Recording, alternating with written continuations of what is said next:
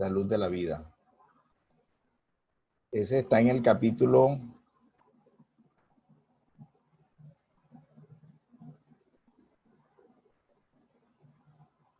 La luz de la vida está en el capítulo, bueno, en el libro Confía y Sigue. El capítulo se llama La luz de la vida.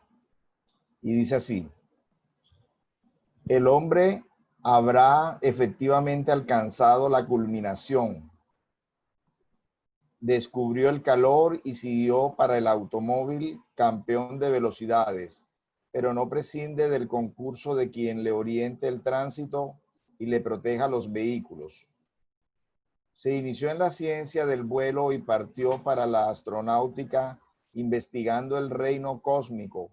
Sin embargo, precisa del hogar en el planeta a fin de apurarse y vivir en medio que le es propio, en el medio que le es propio.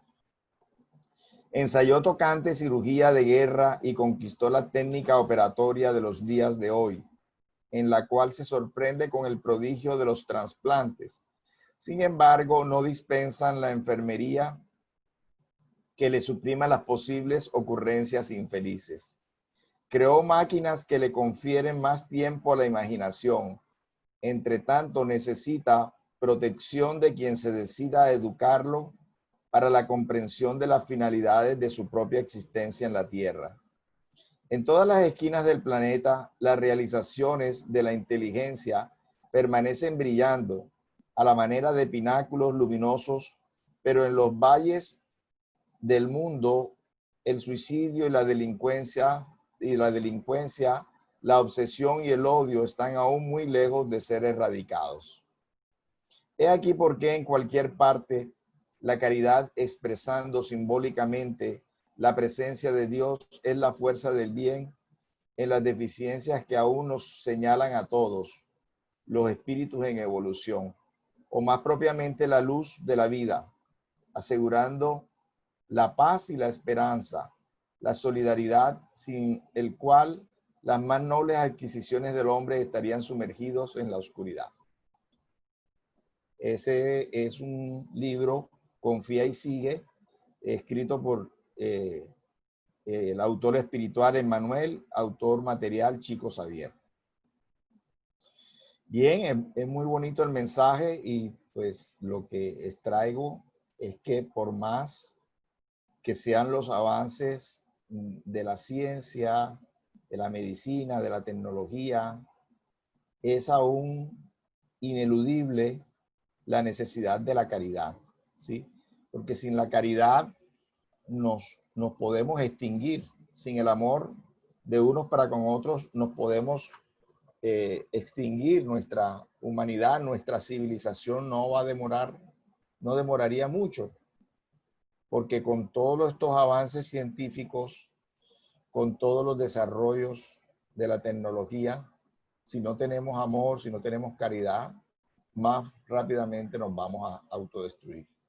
Entonces, más que nunca, la enseñanza de Jesús es una necesidad de sobrevivencia, es una necesidad de reformarnos cada uno de nosotros, desarmar nuestros corazones, el no odiar, el perdonar, porque así como suceden esas peleas, esas disensiones entre personas, suceden las disensiones y las peleas entre pueblos, y allí es cuando vienen las guerras, y ahí cuando vienen los conflictos armados que dejan poblaciones enteras destruidas. Entonces, por mayor que sean los avances de la ciencia, del conocimiento, no están revaluados, sino que al contrario, están completamente vigentes la necesidad de amarnos, la necesidad de perdonarnos, la necesidad de servirnos que tenemos unos con otros. Entonces, no sé si alguien quiere agregar algo más sobre este tema de la luz de la vida. La luz de la vida. Entonces, termina termina el nombre de Jesús con la misma terminación que la luz. Entonces, la luz en nuestras vidas está proyectada por las enseñanzas puestas en prácticas de Jesús. No es por casualidad que terminan de la misma manera, ¿verdad? Luz y Jesús. Muy bien, entonces vamos a darles gracias a Dios por esta oportunidad de que estemos reunidos el día de hoy, superando diferentes circunstancias, diferentes dificultades. Cada uno de nosotros hemos podido vencerlas con ayuda de nuestros guías para poder estar aquí con esta actividad, la cual ya tenemos muchos meses de no interrumpirla, un breve lapso con la pandemia, pero luego la retomamos virtualmente. Le damos gracias a esos guías que se unen a nuestras intenciones de querer seguir realizando cada día más esta tarea, por todos los beneficios que ella trae para nosotros y para todos los hermanos que se asocian también, que están a nuestro alrededor, que también están aprendiendo de cada una de estas actividades. Entonces, a todos ellos les damos la bienvenida y que podamos todos seguir aprendiendo, avanzando en este camino evolutivo del aprendizaje y del trabajo, del servicio, que es el amor activo, el servicio y la caridad. Son los amores o el amor activo, el amor diligente, el amor que siempre está buscando la manera de cómo hacerle bien a los otros y a nosotros mismos, lógicamente. Muchas gracias y que así sea. Bien, entonces, todos los martes tenemos la tarea, este estudio. El día de hoy hicimos un pequeño cambio porque no teníamos a mano el libro que estamos estudiando los martes. Entonces cambiamos la lectura de iniciación, pero vamos a continuar con el estudio del libro de los espíritus. No sé si alguno de los presentes tenga a la mano el libro de los espíritus que nos quiera ayudar con la lectura por donde vamos. La lectura del libro de los espíritus. Yo lo tengo, a ver. Maravilloso, ¿Por dónde vamos? Rodrigo. Entonces, vamos vamos a continuar un capítulo que desarrolló solo Kardec sobre las consideraciones sobre la pluralidad de existencias.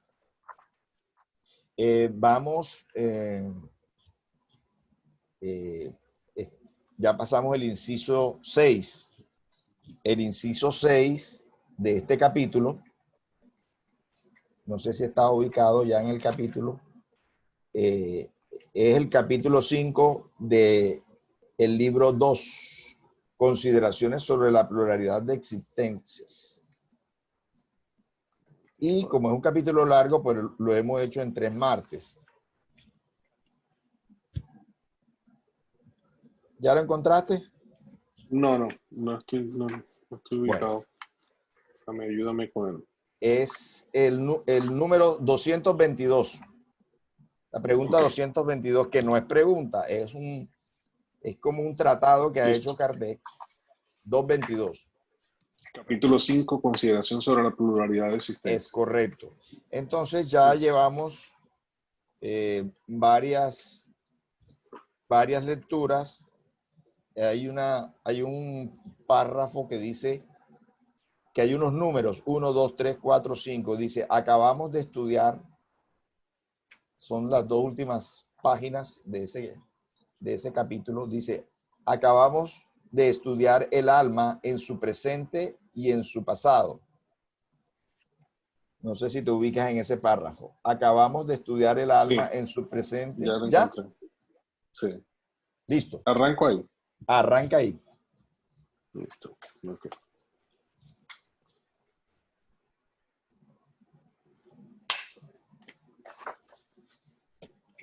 Acabamos de estudiar el alma en su presente y en su pasado. Si la consideramos con respecto a su porvenir, encontramos las mismas dificultades. Primero, si únicamente nuestra existencia actual es la que ha de decidir nuestra suerte futura, ¿cuál es en la otra vida la posición respectiva del salvaje y del hombre civilizado? ¿Están al mismo nivel o desnivelados en la suma de felicidad eterna? Segundo, el hombre que ha trabajado toda la vida para mejorarse ocupa el mismo lugar que aquel que se ha quedado atrás, no por culpa suya, sino porque no ha tenido tiempo ni posibilidad para mejorarse. Tercero, el hombre que obra mal porque no ha podido instruirse, ¿es responsable de un estado de cosas ajeno a su voluntad? Se trabaja por instruir, moralizar y civilizar a los hombres, pero por uno que llegue a ilustrarse, mueren diariamente millares antes de que la luz haya penetrado en ellos. ¿Cuál es su suerte? ¿Son tratados como réprobos? En caso contrario, ¿qué han hecho para merecer el mismo lugar que los otros? ¿Cuál es la suerte de los niños que mueren en edad temprana antes de haber hecho ni mal ni bien? Si moran entre los elegidos, ¿por qué esta gracia, sin haber hecho nada para merecerla? ¿Por qué privilegio se les libra de las tribulaciones de la vida? ¿Qué doctrina hay que pueda resolver estas cuestiones? Admitid las existencias consecutivas y todo se explica conforme con la justicia de Dios. Lo que no ha podido hacerse en una existencia se hace en otra, y así es como nadie se sustrae a la ley del progreso, como cada cual será recompensado según su mérito real y como nadie queda excluido de la felicidad suprema, a la que puede aspirar cualesquiera que sean los obstáculos que en su camino haya encontrado. Estas cuestiones podrían multiplicarse hasta el infinito, porque los problemas psicológicos y morales que únicamente se resuelven por medio de la pluralidad de existencias son innumerables. Nosotros nos hemos limitado a los más generales, pero como quiera que sea, se dirá quizás que la doctrina de la reencarnación no es admitida por la Iglesia y que sería derribar la religión. No es nuestro objeto tratar esta cuestión en este momento, bastándonos haber demostrado que aquella teoría es eminentemente moral y racional. Lo que es moral y racional no puede ser contrario a una religión que atribuye a Dios la bondad y la razón por excelencia. ¿Qué hubiera sido de la religión si, contra la opinión universal y el testimonio de la ciencia, se hubiese resistido a la evidencia y hubiera echado de su seno a todo el que no creyera en el movimiento del sol o en los 6 días de la creación? ¿Qué crédito hubiese merecido y qué autoridad hubiera tenido en los pueblos ilustrados una religión fundada en errores manifiestos, consagrados como artículos de fe? Cuando se ha mostrado la evidencia, la Iglesia, procediendo con cordura, se pone del lado de la evidencia. Si está probado que cosas que existen son imposibles sin la reencarnación, y si solo pueden explicarse ciertos puntos del dogma por este medio, preciso será admitirlo y reconocer que el antagonismo de la doctrina de la reencarnación con los dogmas de la Iglesia no es más que aparente. Más adelante demostraremos que acaso la religión está menos lejos de ella de lo que se cree y que no sufriría menoscabo alguno, como no lo sufrió con el descubrimiento del movimiento de la Tierra y de los periodos geológicos, que al comienzo pareció que desmentían los textos sagrados. El principio de la reencarnación se deduce, por otra parte, de muchos pasajes de la Escritura y se encuentra notoriamente formulado de un modo explícito en el Evangelio. Y al bajar del monte, después de la transfiguración, les puso Jesús precepto diciendo: no digáis a nadie lo que habéis visto, hasta tanto que el Hijo del Hombre haya resucitado de entre los muertos. sobre lo cual le preguntaron los discípulos, pues, ¿cómo dicen los escribas que debe venir primero Elías? A esto Jesús les respondió, en efecto, Elías ha de venir y entonces restablecerá las cosas. Pero yo os declaro que Elías ya vino y no le reconocieron, sino que hicieron con él todo cuanto quisieron. Así también harán ellos padecer al Hijo del Hombre. Entonces entendieron los discípulos que les había hablado de Juan Bautista. San Mateo capítulo 17, versículos 9, 10 y 11. Puesto que Juan Bautista era Elías, hubo pues reencarnación del espíritu o del alma de Elías en el cuerpo de Juan Bautista. Por lo demás, cualesquiera que sea la opinión que se tenga de la reencarnación, ya se la acepte o no, no se dejará de sufrirla, si existiese, a pesar de la creencia contraria. Lo esencial radica en que la enseñanza de los espíritus es eminentemente cristiana. Está basada en la inmortalidad del alma, en las penas y recompensas futuras, en la justicia de Dios, en el libre albedrío del hombre y en la moral de Cristo, y por tanto no es antirreligiosa. Como lo prometimos, hemos raciocinado prescindiendo de la enseñanza espiritista, pero no es autoridad para ciertas personas. Si nosotros, como otros muchos, hemos adoptado la opinión de la pluralidad de existencias, no es solo porque procede de los espíritus, sino porque también nos ha parecido más lógica y porque únicamente ella resuelve cuestiones hasta ahora insolubles. Aunque nos hubiese sido sugerida por un simple mortal, la hubiéramos aceptado del mismo modo, sin vacilar mucho tiempo en renunciar a nuestras propias ideas.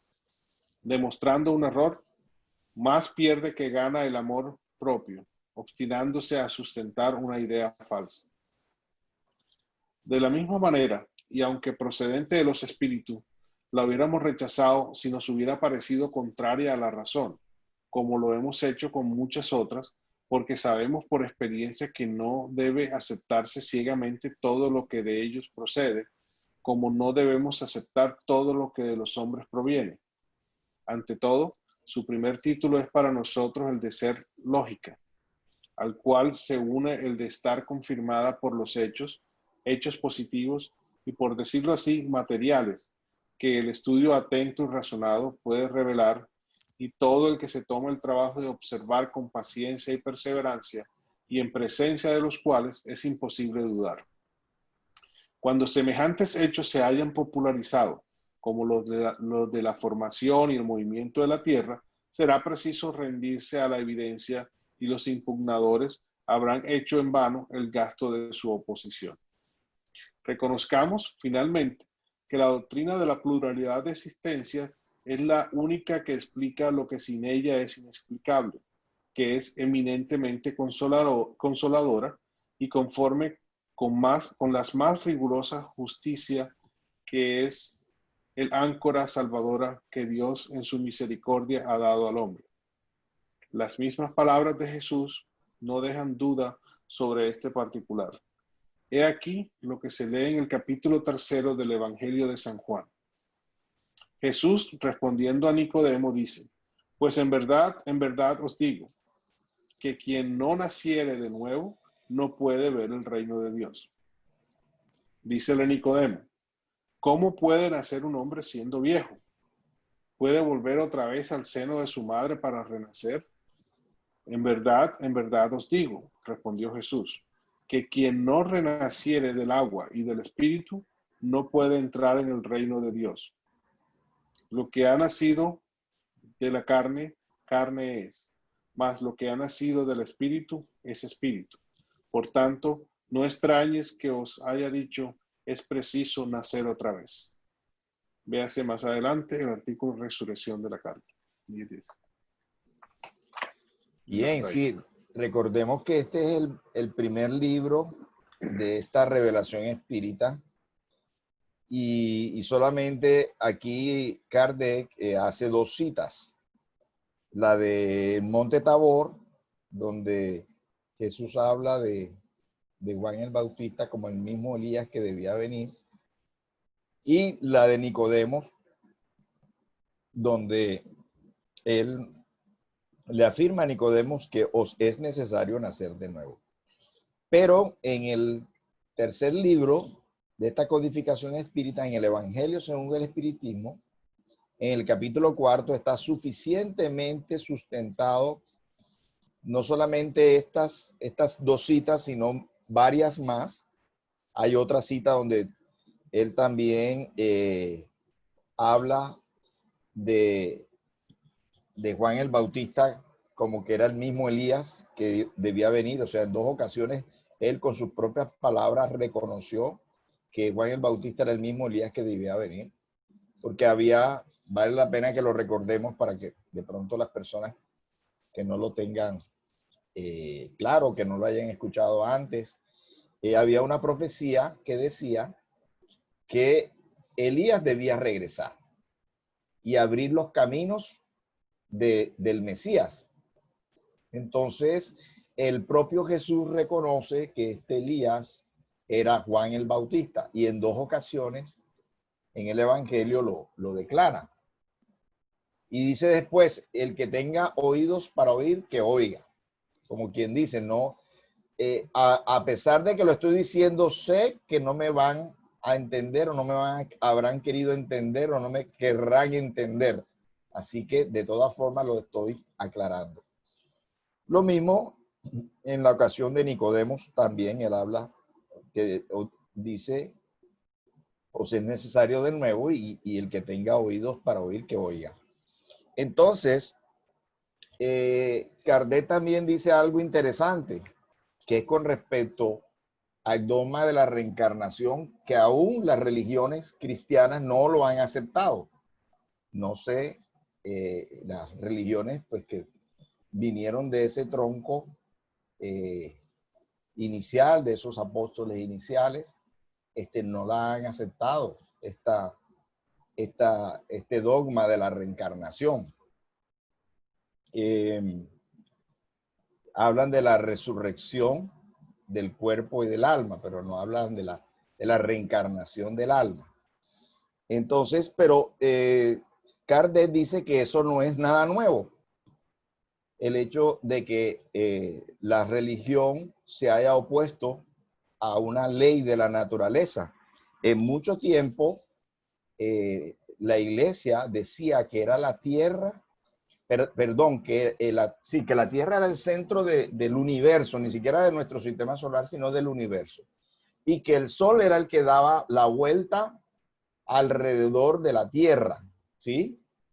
Y algunas personas que quisieron oponerse a los hechos científicos, como Galileo Galilei, lo hicieron abjurar, lo hicieron decir que era lo contrario, porque si no, venía la muerte. Y él lo dijo, que sí, o sea, se retractó, porque no quiso arriesgar su vida, ¿sí?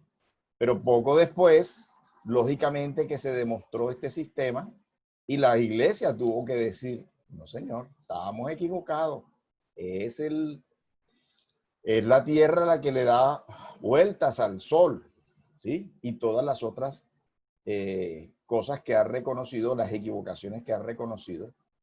Entonces, ¿cuántas personas no asesinó la iglesia porque se opusieron a este conocimiento? Entonces, no va a ser la primera vez que la iglesia se retracte de una ley universal que es la reencarnación, porque es una ley universal, es una ley de no solamente nosotros los terrícolas, ¿sí? Es de todos los espíritus encarnados en los diferentes mundos del universo, se rigen por esta ley de la reencarnación.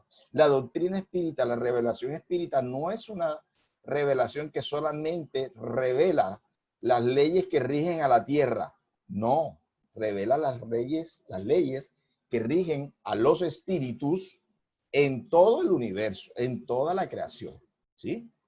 Eso es lo importante. La revelación espírita es una revelación universal. Las leyes que son para aquí, para la tierra, son para todos los planetas y para todas las almas o espíritus. Entonces, por el hecho de que todavía la religión católica o las otras religiones no se hayan pronunciado con respecto a la reencarnación, pues eso no prueba absolutamente nada. Eso no prueba absolutamente nada. Y como dice Kardec, esta es la doctrina más lógica, más racional y que compagina lo que vemos, lo que observamos, las situaciones de la vida con la justicia y el amor de Dios. Si no fuera por la reencarnación, realmente no tendrían una explicación amorosa de por qué Dios a unos hace, bueno, hace entre comillas que sufran y otros hacen que se la pasen bien. Unos nacen de una manera con enfermedades, con situaciones precarias y otros con todos los juguetes, ¿verdad? Entonces, si fuera una sola existencia, allí no habría justicia, allí no habría amor, ¿verdad? Allí no habría un equilibrio. Pero ya sabemos con la reencarnación que nosotros somos los que escribimos nuestra historia. Somos nosotros los arquitectos de nuestro futuro, los arquitectos de nuestra paz. Nosotros somos los constructores de nuestra paz. Nosotros somos los constructores de nuestro presente y de nuestro futuro, ¿verdad? Por lo que hagamos o dejemos de hacer hoy, así será nuestro mañana. Si dejamos de hacer, tendremos que recomenzar. Pero si ya concluimos lo que vinimos a hacer, tendremos otras tareas. Seguiremos avanzando, seguiremos evolucionando. Y si nos dedicamos a hacer el mal, entonces tendremos que recoger las consecuencias de ese mal que hicimos y reparar ese mal que hicimos en otros y en nosotros mismos con nuevas tareas, con nuevos emprendimientos. La bondad de Dios lo que nos dice es que vamos a tener oportunidades, vamos a tener más oportunidades, vamos a tener tiempo porque somos eternos. Dios nos fija el destino de sus hijos, su creación, solamente en dos lugares, cielo e infierno, y separados por la eternidad los que van al cielo y separados por la eternidad los que van al infierno. No, para nada, para nada. Ese es un momento cuando vamos a lugares purgatoriales y cuando vamos a lugares felices en el mundo espiritual. Es solamente un momento, pero todos tenemos que regresar, todos tenemos que continuar nuestro proceso evolutivo reencarnando una y muchas veces hasta que ya llega un momento en que de verdad hay una superación, hay una purificación del alma por las constantes reencarnaciones, por los constantes aprendizajes, por los constantes trabajos realizados, y ya esa etapa de las reencarnaciones no se hace necesaria, y entonces no quiere decir que nos vamos a jubilar y que vamos a perecer, como a veces pasa con muchos jubilados aquí en la tierra, sino que al contrario, ya cuando el alma no necesita reencarnar más, entonces no tienen límites para seguir trabajando, para seguir obrando el bien en todos los rincones del universo como embajadores directos de Dios, que es el caso de nuestro Mesías, de Jesús, que tiene acá la imagen, una bonita imagen, Marta, en su imagen del Zoom, la figura de Jesús y la figura de Juana de Ángeles, que fue esa Juana de Cusa que lo siguió hasta el Calvario, hasta la cruz, ¿verdad? Entonces, Jesús es un espíritu puro que aceptó la misión de enseñarnos la moral que debíamos nosotros llevar aquí en la tierra, ¿verdad? Es una moral universal, ¿sí? Hacer a los otros lo que quisiera que se hiciese por vosotros y no hacer a los otros lo que no quisiera que se hiciese con los otros. Él nos está enseñando el camino para evolucionar. En ese sentido, es nuestro Salvador, pero realmente nosotros somos quienes a nosotros mismos nos salvamos por nuestras actitudes, por nuestros comportamientos, ¿verdad? Sería fácil que el sacrificio de Jesús nos librara a todos nosotros de cambiar, de transformarnos. No, Él lo que nos dejó fue una guía, un modelo de cómo debíamos comportarnos. Ya nos queda a nosotros realizarlo, ejecutarlo. Pero sería facilísimo que tú pasaras toda tu vida equivocándote y que al final de tu vida tú dijeras, creo en Jesús y todos mis pecados son solucionados, son quitados, son lavados por Jesús, por la muerte de Jesús. No, ese es el primer paso. El arrepentimiento es el primer paso. Pero luego del arrepentimiento viene la reparación. Aquella contabilidad divina la tenemos que balancear con el bien que hagamos,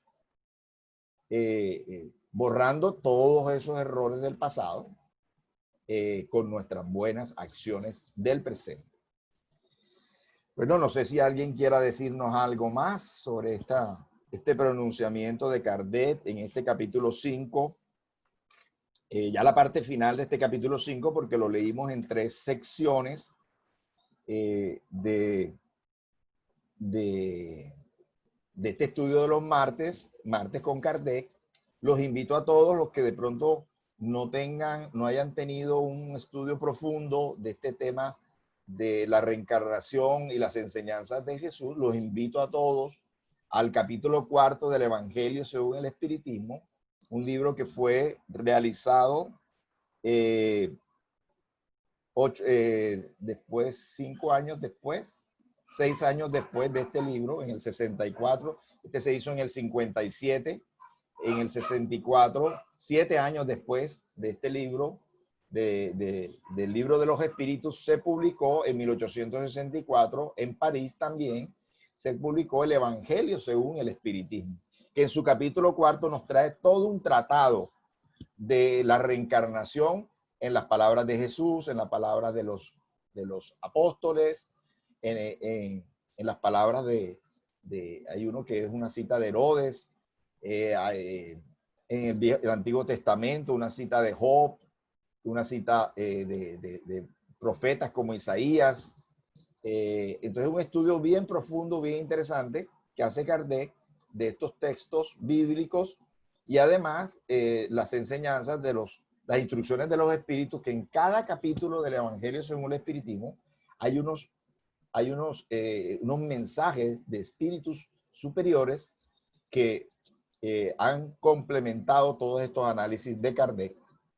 Entonces es muy interesante este capítulo 4 del Evangelio según el Espiritismo, que precisamente Kardec lo tituló con estas palabras que nos trae acá en este estudio de hoy, con las palabras de Nicodemos.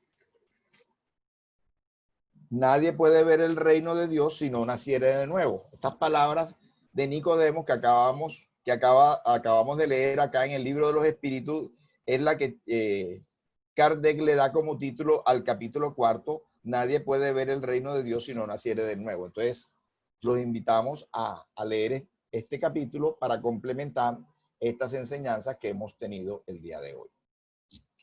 Bueno, parece que nadie más quiere opinar sobre este tema. Una par de palabras, Abel. Sí. Pienso que es gran parte como una piedra angular de toda la doctrina. Pienso que sin la reencarnación muchas cosas pierden total sentido. O sea, pienso que esta es la base de todo y por eso también le dedica ese capítulo especial, ¿no? Ese tratado especial que hace Kardec. Y no solamente, que me parece interesante el enfoque de que dice que no solamente porque lo digan los espíritus, o sea, yo como ser humano, dice Kardec, la lógica, aplicándole la lógica, tiene todo el sentido del mundo. O sea, que si no me lo hubieran dicho, así me lo hubiera dicho cualquiera, yo lo hubiera creído, porque tiene toda la lógica del mundo. O sea, se sale del tratado del libro de los espíritus como tal y da su propia opinión personal, científica, ¿no? Como un tipo de academia que era él. Me parece bien Así es. interesante porque muchos buscamos la lógica también, ¿no? O sea, no queremos solamente dogmas de fe y golpes de pecho, sino que tenga sentido también. Y esto lo tiene totalmente. Eh, Así es. aparentemente la reencarnación fue borrada de las iglesias, porque perdía el sentido de la iglesia como tal, ¿no? De atrapar en cierta forma a la gente y tenerla aterrorizada. Temorizada. Y, exacto, basado en temor. Y de pronto si le digo que tienen otras chances, entonces se portan mal en esta vida porque ellos van a tener otras oportunidades. Entonces ya se pierde el temor a Dios eh, como que es la única oportunidad. Entonces cada Así uno es. tomaría una libertad, ¿no? Y lo interesante que Kardec también hizo un recorrido, porque al principio los que se acuerdan de lo que vimos hace 3 o 4 semanas, él hace un recorrido sobre la reencarnación en la historia de la humanidad. Él habla de Pitágoras, ¿sí? Y de los otros pueblos indios y egipcios que creían en la reencarnación. Entonces, está diciendo que eso de que no fuera algo nuevo, revelado ahora por primera vez por los espíritus, lo que prueba precisamente es que es algo que está en la cultura de la humanidad, ¿sí? De muchos pueblos, y la voz del pueblo es la voz de Dios, ¿cierto? Entonces, si está en casi todos los pueblos, sobre todo en los pueblos más inteligentes de la antigüedad, ¿verdad? Entonces, es una prueba y no una contraposición de que es algo que obedece a las leyes de la naturaleza. Siento que quieres decir algo, ¿quién? Yadira, ¿será? ¿O quién? No, yo lo que puedo decir es que la iglesia inventó el infierno y el cielo ya. Eso es todo para que la gente se sintiera atemorizada de que había una condenación perpetua, seguro. Así es, así es. Es que Jesús hablaba en una forma fuerte. Él de todas formas, él hablaba de una forma fuerte. Él no podía suavizar. De todas formas, la ley, él suavizó la ley, ¿sí? Pero él tenía que hablar un poquito fuerte y esas imágenes del infierno y del cielo y del llanto y del crujir de dientes, todavía la tenía que él manejar porque para que las personas se contuvieran de hacer el mal, ¿verdad? En sus enseñanzas quedaba claro el estado eh, mal que iba a tener la persona que ejerciera el mal y el estado bien que iba a tener las personas que realizaran el bien. Entonces, él tenía que manejar ese vocabulario y esas figuras para contener a las personas que hicieran el mal y animarlas a que hicieran el bien, ¿verdad? En otras épocas, en las épocas de Moisés, pues todavía la ley era más dura, ¿verdad? El que hacía el mal lo apedreaban, el que hacía el bien, pues no le hacían nada, ¿verdad? Entonces él suavizó la ley, ¿sí? Pero lo que sí definitivamente fue explícito en el tema de que Elías había regresado, que era Juan el Bautista, y que era necesario nacer de nuevo. O sea, por un lado, él mostraba figuras fuertes para que las personas se contuvieran de hacer el mal, pero por otro lado estaba diciendo también que íbamos a tener oportunidades. Entonces, eh, la iglesia se quedó fue con las imágenes fuertes eh, y tampoco, y también con esa figura de la resurrección de la carne que no tenía sentido porque Jesús demostró después de su crucifixión con esas apariciones a sus discípulos demostró que la vida del alma continuaba después de la muerte del cuerpo físico, ¿verdad? Y ya lo hemos dicho acá, también el monte Tabor no fue privilegio solamente de Jesús, ¿verdad? Allí en el monte Tabor apareció Elías y apareció Moisés. Entonces, en las escrituras realmente hay muchos pasajes que hablan de la inmortalidad del alma, y estos pasajes que hemos citado acá hablan específicamente de la reencarnación. Así Bueno, es. entonces vamos a pasar al momento de la apertura del Evangelio, que ya sabemos que es al azar. Entonces, ¿quién quiere abrir el Evangelio? ¿Será yo? Bueno, Yadira, listo. Bueno, Entonces, pues. tú vas a ser la persona elegida para que abras el Evangelio. Entonces, Ok. vamos a hacer una elevación, una nueva elevación del pensamiento, donde le pedimos a nuestros guías que nos sigan acompañando, especialmente al guía de Yadira, que la envuelva vibratoriamente para que ella pueda elegir el pasaje del Evangelio según el espiritismo que más nos convenga en este momento, que nos aclare ese tema que para nosotros y para ella es en este momento crítico, fundamental, que necesitamos meditar en ese tema, y para salir pues todos de esta reunión fortalecidos con esa luz, como decía el mensaje inicial, esa luz de esas enseñanzas que provienen de este libro maravilloso, que nos aclaran y que no nos dejan dudas, ya. No nos dejan para doble sentido, no nos dejan para conjeturas, sino que nos hablan Con certeza. claro y pelado, sí. Entonces, antes quiero agregar algo que de pronto se me quedó pendiente en el comentario anterior. O mejor, lee y ahorita agregamos algo más. Bueno, vamos a abrirlo. Sí. Miércoles, no sale nada aquí, vamos a ver.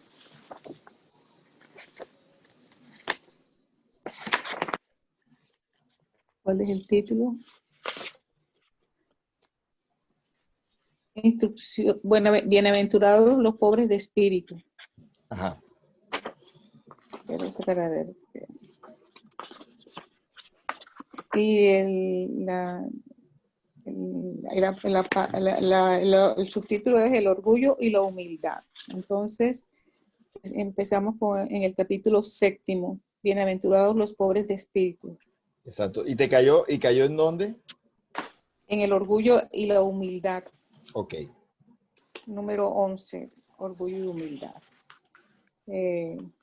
Bienaventurados los pobres de espíritu, porque de ellos es el reino de los cielos. San Mateo 5:3. La incredulidad se ha burlado de esta máxima. Bienaventurados los pobres de espíritu, así como de muchas otras cosas que no comprenden. Por pobres de espíritu, Jesús no alude a los hombres desprovistos de inteligencia, sino... Perdona, Yadira. Sí, Esa es una explicación, sí, ¿verdad? eso, Es bueno, una explicación, pero si cayó en orgullo y humildad, ya entonces leíste empiezo. de una vez, sí, porque Bueno, esa además es una lecturita un muy poquito larga. extensa, sí. Instrucciones de los espíritus, el orgullo y la humildad, el número Sí. 11. La paz del Señor sea con vosotros, queridos amigos. Vengo a infundiros valor para que sigáis en el camino del bien. A los pobres espíritus que en otras épocas han habitado en la tierra, Dios les confía la misión de esclareceros. Bendito sea Él por la gracia que nos concede de poder contribuir a vuestro perfeccionamiento. Que el Espíritu Santo me ilumine y me ayude a fin de que mi palabra sea comprensible y que me conceda la gracia de colocarla al alcance de todos. En cuanto a vosotros, encarnados, que estáis afligidos y buscáis la luz, que la voluntad de Dios venga en mi ayuda para hacer que resplandezca ante vuestros ojos. La humildad es una virtud muy postergada entre vosotros. Los grandes ejemplos que os han dado no son tenidos en cuenta como correspondería. Sin embargo, sin humildad podéis ser caritativos para con el prójimo o no, porque ese sentimiento nivela a los hombres, les dice que son hermanos, que deben ayudarse mutuamente y los conduce al bien. Sin la humildad os adornáis con virtudes que no tenéis, como si os pusierais en un vestido para ocultar las deformidades de vuestro cuerpo. Acordaos de aquel que nos salvó, recordar su humildad, que lo hizo tan grande y le elevó por encima de los profetas. El orgullo es el terrible adversario de la humildad. Si Cristo prometía el reino de los cielos a los más pobres, se debe a que los grandes de la tierra se imaginan que los títulos y las riquezas son recompensados acordes con sus méritos y que su esencia es más pura que la del pobre. Consideran que tienen derecho a estas cosas, razón por la cual, cuando Dios se las quita, lo acusan de cometer una injusticia o escarnio y ceguera. ¿Acaso Dios os reconoce por el cuerpo? La envoltura del pobre no es de la misma esencia que la del rico. El Creador ha hecho dos especies de hombres. Todo lo que Dios hace es grande y sabio. Nunca le atribuyáis las ideas que vuestros cerebros orgullosos conciben. Oh rico, mientras tú duermes en tus aposentos dorados, al resguardo del frío, ¿no sabes que miles de hermanos tuyos que valen tanto como tú yacen sobre la paja? El desdichado que padece hambre no es tu igual. Cuando escuchas eso, tu orgullo se subleva. Bien lo sé, consentirás en darle una limosna, pero jamás le estrecharías fraternalmente las manos. ¿Cómo pensarás? Yo, de noble estirpe, uno de los grandes de la tierra, seré igual a ese miserable cubierto de harapos. Vana utopía de los que pretenden ser filósofos. Si fuésemos iguales, ¿por qué Dios lo habría colocado tan abajo y a mí tan arriba? En verdad que vuestras vestimentas no son semejantes. Con todo, si ambos se desnudaran, ¿qué diferencia habría entre vosotros? La nobleza de la sangre, dirás, pero la química no ha encontrado diferencia alguna entre la sangre de un gran señor y la de un plebeyo, ni entre la del amor y la del esclavo, ni entre la del amo y la del esclavo. ¿Quién te garantiza que tú no has sido miserable y desdichado como él? ¿Que no has pedido limosna? ¿Que no se la pedirás un día a ese mismo al que hoy desprecias? ¿Acaso son eternas las riquezas? ¿No se acaban cuando se extingue el cuerpo, envoltura perecedera de tu espíritu? O imprégnate de humildad. Pon finalmente la mirada en la realidad de las cosas de este mundo, en lo que da lugar al enaltecimiento o a la humillación en el otro. Piensa que la muerte no te respetará, como tampoco respetará a los demás hombres, que los títulos no te preservarán de su ataque, que ella puede herirte mañana, hoy, en cualquier momento. Y si te encierras en tu orgullo, oh, ¿cómo te compadezco? Porque serás digno de piedad. Orgullosos, ¿qué erais antes de ser nobles y poderosos? Es posible que estuvieseis por debajo del último de vuestros criados. Inclinad pues vuestras altivas frentes, pues Dios puede bajarlas en el momento en que más las levantáis. Todos los hombres son iguales en la balanza divina. Solo las virtudes los distinguen ante Dios. Todos los espíritus son de la misma esencia y todos los cuerpos son modelados en la misma arcilla. Vuestros títulos y vuestros nombres en nada os modifican, quedan en la tumba y no son ellos los que os darán la felicidad prometida a los elegidos. La caridad y la humildad son sus títulos de nobleza. Pobre criatura, eres madre y tus hijos sienten frío, tienen hambre, y tú acudes doblada bajo el peso de tu cruz a humillarte para conseguirles un pedazo de pan. Oh, yo me inclino ante ti, Cuán noble, santa y grande eres a mis ojos. Aguarda y ruega. La felicidad aún no es de este mundo. A los pobres y oprimidos que confían en Él, Dios les concede el reino de los cielos. Y tú, jovencita, pobre niña entregada al trabajo y a las privaciones, ¿por qué estos tristes pensamientos? ¿Por qué lloras? Que tu mirada piadosa y serena se eleve hacia Dios.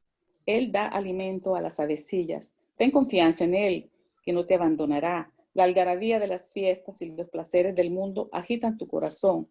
Quisieras también adornar tu cabello con flores y mezclarte con los felices de la tierra. Piensas que podrás, como esas mujeres a las que ves pasar alegres y risueñas, ser rica también. Oh, cállate, niña. Si supieses cuántas lágrimas y dolores indescriptibles se ocultan bajo esos vestidos bordados, cuántos sollozos son ahogados por el ruido de esa alegre orquesta, preferirías tu humilde refugio y tu pobreza. Mantente pura ante Dios, si no quieres que tu ángel de la guarda se eleve hacia Él, con el rostro oculto bajo sus blancas alas, y te deje con tus remordimientos sin guía, sin amparo, en este mundo donde estaráis perdidas mientras esperas tu castigo en el otro. Y vosotros, los que sufrís la injusticia de los hombres, sed indulgentes para con las faltas de vuestros hermanos, reconociendo que tampoco estáis exentos de culpas. En eso consiste la caridad y también la humildad. Si sufrís por las calumnias, inclinad la frente ante esa prueba. ¿Qué os importan las calumnias del mundo si vuestra conducta es pura? ¿Acaso Dios no puede recompensaros por ello?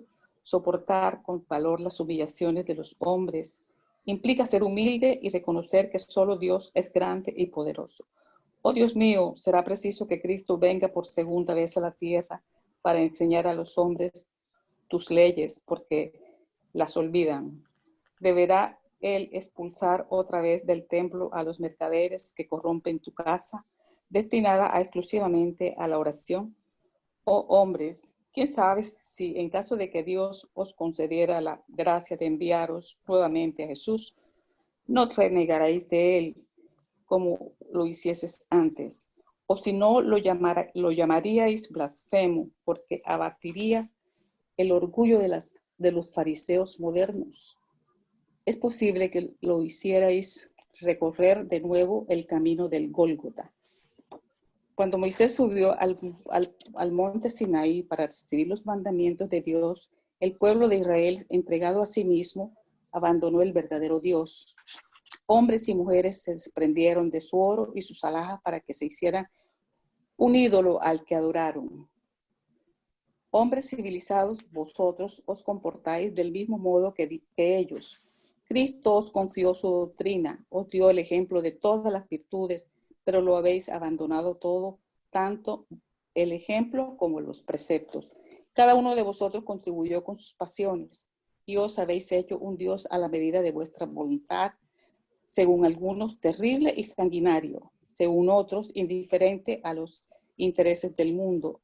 El Dios que fabricasteis sigue siendo el becerro de oro que cada uno adapta a sus gustos y a sus ideas. Reflexionad, hermanos y amigos míos, que la voz de los espíritus conmueva vuestros corazones. Sed generosos y caritativos, sin ostentación, es decir, haced el bien con humildad, que cada uno derribe poco a poco los altares que habéis erigido al orgullo. En una palabra, ser verdaderos cristianos y alcanzaréis el reino de la verdad. No dudéis más de la bondad de Dios cuando Él os da tantas pruebas de ello. Los espíritus veníamos a preparar el camino para que las profecías se cumplan. Cuando el Señor os dé una manifestación más resonante de su clemencia, que el enviado celestial os encuentre formando una gran familia, que vuestros corazones afables y humildes sean dignos de oír la palabra divina, que Él habrá de traeros, que el elegido no encuentre en su camino otra cosa que las palmas que vosotros hayáis dispuesto por vuestro retorno al bien, a la caridad, a la fraternidad, y entonces vuestro mundo se convertirá en el paraíso terrenal. Por el contrario, si permanecierais insensibles a la voz de los espíritus enviados para purificar renovar vuestra sociedad civilizada, rica en ciencia, pero tan pobre en buenos sentimientos. Entonces, solo nos quedará llorar y gemir por vuestro destino. Pero no sucederá de ese modo. Volved a Dios, vuestro Padre, y en ese caso, nosotros que habéis contribuido al cumplimiento de su voluntad, entonaremos el cántico de acción de gracias para agradecer al Señor su inagotable bondad y para glorificarlo por los siglos de los siglos. Así sea. Lacordaire, Constantina, 1863. Muy bien. Ese es el numeral 11. Sí. Bueno, estos 2 miércoles hemos tenido 2 comunicaciones largas. La semana pasada la de la ingratitud de los hijos y los lazos de familia. Y esta semana, pues, la del orgullo y humildad. Yo creo que aquí los espíritus como que resaltan más la caridad, que es la virtud de la caridad como lo más importante que hay. Así es. Y que el hombre, aunque sea humillado, maltratado, debe tolerar eso, porque él va a tener recompensa. Dios recompensa a todos los que están afligidos aquí en la tierra. Entonces, él pregonan también que hay que tolerar, hacer caso omiso a las humillaciones, a las burlas, que Dios viene, que el reino de Dios no está acá en la tierra, sino allá en el cielo. Pero es nuestro deber construirlo aquí en la tierra, ¿verdad? Para eso estamos nosotros encarnando aquí en la tierra para construir. Somos obreros que debemos trabajar para la construcción de ese reino aquí en la tierra. Así es. ¿Y cómo lo hacemos? Pues a través de nuestro ejemplo, a través de nuestras palabras, a través de las obras que hacemos para las demás personas. De los consejos. Sí, por eso es que nosotros nos tenemos que iluminar nosotros mismos con estas enseñanzas para que este mundo se transforme, para que este mundo cambie. Porque nosotros somos los que más responsabilidad tenemos, los que tenemos este conocimiento, ¿ya? Porque acabamos de mirar cómo la mayoría de las religiones no creen en la reencarnación, ¿verdad? Bueno, por lo menos las occidentales, las orientales sí tienen unos conceptos de la trascendencia del alma, de la transmigración del alma. Algunos creen que podemos regresar en animales, lo que no comparte el espiritismo en estas respuestas, respuestas a las preguntas hechas por Allan Kardec. Pues ellos fueron rotundos diciendo de que no regresamos en cuerpos de animales, sino a través de la especie humana. Entonces, en el libro de los espíritus, se nos dijo a una pregunta de Kardec que cuáles eran los principales enemigos del progreso de la humanidad. Y allí se nos contesta ellos que el orgullo y la humildad.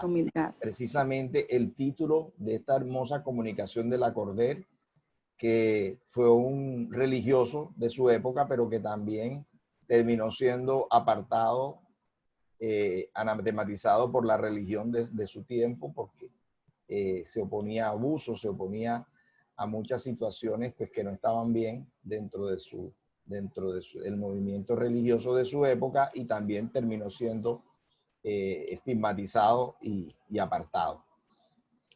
Y qué mensaje tan humilde, ¿no? Fíjense cómo empieza él diciendo que pedía a Dios, que le pedía al Espíritu Santo que lo iluminara para que pudiera dar un mensaje que fuera asimilado por todos nosotros. Entonces, eso es humildad, Y también habla de la humildad de Jesús, que no se quiso imponer, sino que dio, esparció su mensaje, su doctrina, y se sometió a las injusticias humanas, ¿cierto? en un juicio, en una condenación a todo ver injusta. Sin embargo, él se sometió a esa injusticia, sabiendo que el verdadero juez no son los seres humanos, sino el verdadero juez es Dios, y que la posteridad le iba a dar la razón de sus enseñanzas. Su inmolación realmente fue un ejemplo de mansedumbre, de humildad, ¿sí? Pero realmente él no perdió, él fue el que ganó. Los que perdieron fueron los que lo condenaron, y aún todavía hoy en día la humanidad mira tanto a esas personas que lo condenaron, pues a Pilatos, a los del Sanedrín, y en una ocasión se hizo un juicio muy injusto al pueblo judío en general, ¿verdad? O sea, cosa que no estamos de acuerdo, y que no se debió tener ese odio por el pueblo judío, porque fueron los espíritus que estaban en ese momento, que normalmente no son los mismos espíritus de los de hoy en día, de los de tiempo después. Entonces, pero Jesús salió como el verdadero vencedor, y sobre todo su enseñanza.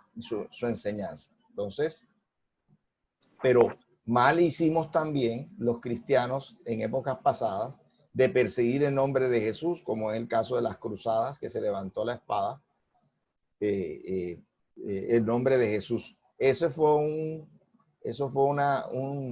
digamos, un pasaje nefasto de la humanidad, ¿verdad? Donde precisamente salió a relucir nuevamente el orgullo en contra de la humildad de Jesús. El orgullo de los que se decían cristianos y que querían matar a espada a aquellos que en esos tiempos, pues estaban ocupando el territorio que había pisado Jesús. Entonces, lo que quería decir ahorita, cuando hablábamos de Kardec, del libro de los espíritus, es que en el discurso que dio Camilo Flammarion, el famoso astrónomo francés, que fue espírita y medium también, él recibió un mensaje del espíritu Galileo que se encuentra en el libro La Génesis, los milagros y las profecías, según el espiritismo. En la tumba, o en el día de los honores póstumos de Kardec, él dijo que Kardec era el buen sentido encarnado. Entonces, refiriéndome yo pues a eso que hablaba Rodrigo, de la lógica y el buen sentido que tuvo siempre Kardec, y que no tragaba entero, y que indagó, y él preguntaba y contrapreguntaba de acuerdo a las respuestas que le daban los espíritus. Él volvía a hacer otra pregunta para que quedara claro este tema. Entonces, él nos ayudó con ese raciocinio, con esa comprensión, nos está ayudando a comprender este tema de la reencarnación, ¿verdad? Y a nosotros, con ese análisis que hace Kardec en este capítulo 5, pues nos queda más entendible, más fácil de entender la lógica de la reencarnación para la explicación de todas las situaciones de la vida. Bien, ¿alguien más quiere decir algo sobre el Evangelio y sobre este tema que hemos tenido hoy? Orgullo y humildad fue el tema del Evangelio.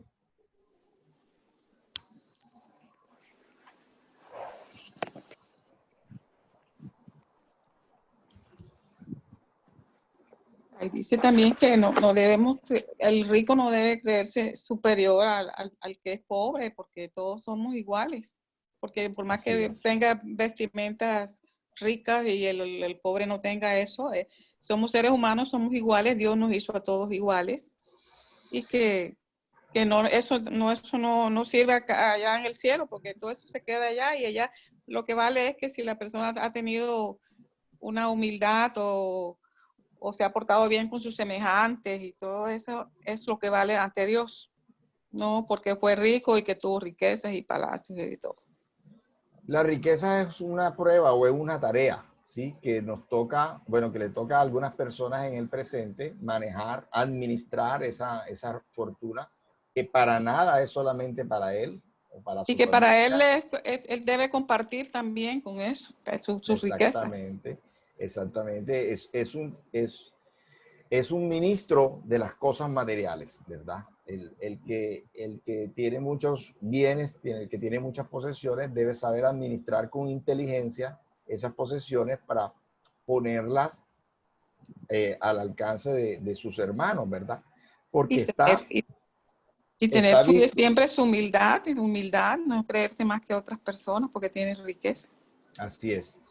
Y está visto que si hoy ahora mismo repartiéramos toda la riqueza que hay en la humanidad en partes iguales, como es la utopía de muchas personas, de muchas doctrinas que quieren hacer a todos iguales, ¿verdad? Si hoy repartiéramos en partes iguales toda la riqueza del mundo, mañana habría ya alguien que tuviera más que otros, porque es un tema también de individualidad, ¿verdad? De libertad humana, ¿sí? Entonces cada quien maneja de una forma diferente, pone a producir, guarda, y que otro. Entonces, y además, otra cosa, y esto también tiene que ver con la reencarnación, que el que hoy tiene esa prueba de la riqueza, mañana de pronto tendrá una prueba diferente, por ejemplo, Claro. la de la escasez, porque las, porque las pruebas nos desarrollan en nosotros tanto conocimientos como cualidades. No, nadie se crea que siempre va a venir rico, o tampoco se crea que siempre va a venir pobre, ¿verdad? Vamos a venir en situaciones diferentes. Además, el trabajo siempre va a ser, por medio del trabajo, tú vas a poder tener una vida, unos recursos, unas situaciones que te van a permitir vivir mejor. O sea, si la riqueza fuera mala, el trabajo también sería malo, porque el trabajo es lo que permite obtener cierta ganancia y acumular ciertos recursos, ¿verdad? Entonces, la riqueza, como decíamos anteriormente, ni es buena ni es mala, es simplemente una prueba más con la que se nos mide nuestro avance, por lo menos en ese tema de la Así es. caridad. Quería En, decir la, algo, de a la, ver. en el de la caridad material, porque la caridad moral sí no tenemos excusa a nadie para no Para hacerla. Sí, sí, María practicarla, sí. Elena. Sí, María Elena, Quiero decir adelante. algo. Sí, claro. Bueno, primero lo que es referente a lo que tú estabas hablando, las riquezas no son malas. Todo es de Dios. Todo lo que hay en el planeta Tierra es de Dios. Todo lo que Él permite que tengamos materialmente es porque Él lo permite para ver qué hacemos nosotros con esa situación, porque es una prueba bastante difícil. No creernos más que los demás, no derrocharla, no despilfarrarla, hacerla producir para los demás, un sinnúmero de cosas muy detalladas. Lo que yo quería comentar, ¿me estás escuchando? Claro, todos te estamos escuchando. Bueno, lo que yo quería comentar era referente, siempre me llama la atención eso, donde dice que la niña que ve que pasa las personas alegres para fiestas y que también ella pasa penumbra, tristeza, y eso se ve muy a menudo en el plano tierra, las personas que no tienen nada o que quieren tener y ven a esas personas que sí tienen esas comodidades y pueden ir a darse esos gustos de esas fiestas, de esos banquetes, ¿verdad? Entonces le dice el hermano que no añoremos eso, es lo que él está diciendo, porque nosotros no sabemos que puede sufrir la otra persona, porque el hecho de que la persona tenga dinero no quiere decir que no sufre. Ella sufre de igual manera que sufre el pobre, pero en diferentes condiciones, ya, porque igual forma un rico le puede dar un cáncer que un pobre, solo que va a tener algunas comodidades, pero de igual forma va a sufrir. O sea, eso es un ejemplo que yo estoy dando. Después va a sufrir en carne propia lo que él tiene que sufrir, ya, porque todos los que estamos aquí sufrimos por desamor, por enfermedad, por cosas, por economía, ya. Lo que tenemos que tener presente es no ponernos que, ay, sí, que porque él tiene y ya yo no me tengo menospreciado y él no va a sufrir. No, todos estamos por igual, todos, todos. Todos sufrimos, el rico, el pobre, el presidente, el que no es el presidente, todos sufrimos. Lo que pasa es que nosotros no sabemos eso porque nosotros no nos ponemos a hablar con las demás personas. Pero si nosotros nos pusiéramos a estar indagando la vida de cada quien, alguien te va a decir, no, mira, a mí me pasa esto, me siento triste, tengo depresión o estoy angustiada. Ya, yo, por ejemplo, a veces veo al presidente y yo digo, por ese presidente deben de pasar miles de cosas por su cabeza y debe de sufrir también, solo que él no lo va a decir. Ya, claro. Y así igual.